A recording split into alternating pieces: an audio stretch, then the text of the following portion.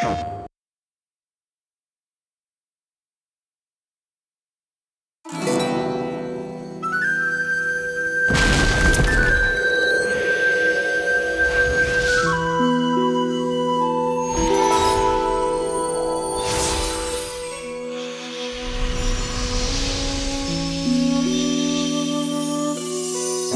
knew from the beginning we wanted it to be based around Celtic mythology, and we wanted a particular feel toward the world, so this feeling of a world suffused with magic. Our biggest draw was the Irish culture and Celtic influence in general.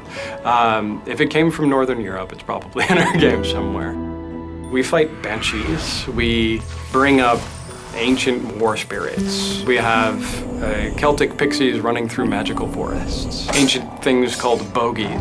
Bogies were the critters in the night that stole children and things from your cupboard.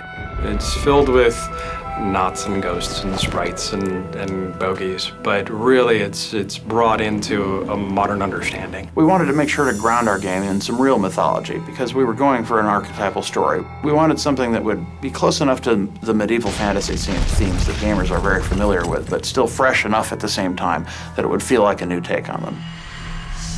With each of the major environments, we were looking for ways to push them outside of what you're familiar with. We wanted to create the sense that you're someplace else, someplace strange, someplace that's not the real world.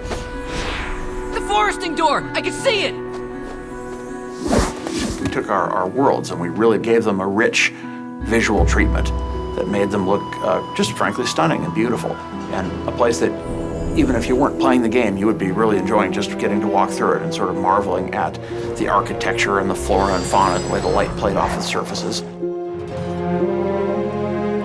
The elves who built a lot of this stuff, they don't build like humans do. They grow things organically. There's something sort of unsettlingly strange about the way the buildings are constructed in these spaces. They're not built like normal human buildings. So all of the ruins that you see in the Endless Stair, they don't feel like crumbled stone. It's like the stone has all been like grown like plants. Everything has sort of this sinuous feel to it, and then it's toppled and fallen over.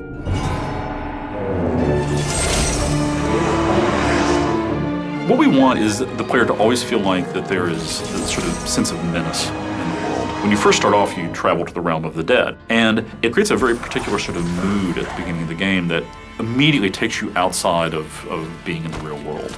The whole idea behind Lockbarrow is wandering through a graveyard on a midsummer's night. It's this enormous ruined fortress that is filled with mist, and there's ghostly hands that are reaching up out of the ground every place you go. We call them the Restless Dead, long-lost battle spirits from Irish Celtic songs.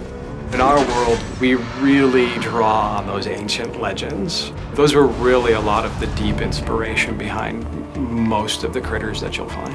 We have several different base enemy types. We have the Restless Dead, we have the Forest Sylphs, and we have the Bogies, which are goblin-like creatures.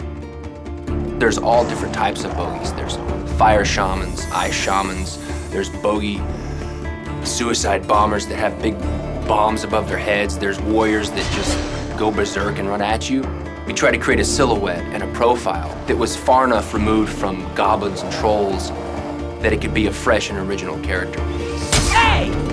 Sylphs in the Faerie Forest really come from the classic sense of pixies. Little butterfly wings and the sugar plum dances. Sylphs are kind of corrupted fairies. When you first encounter these sylphs, you're thinking, oh, that's a fairy, that's a nice fairy. But then that fairy comes up to you and slaps you in the face with a twig. And you're like, what's going on?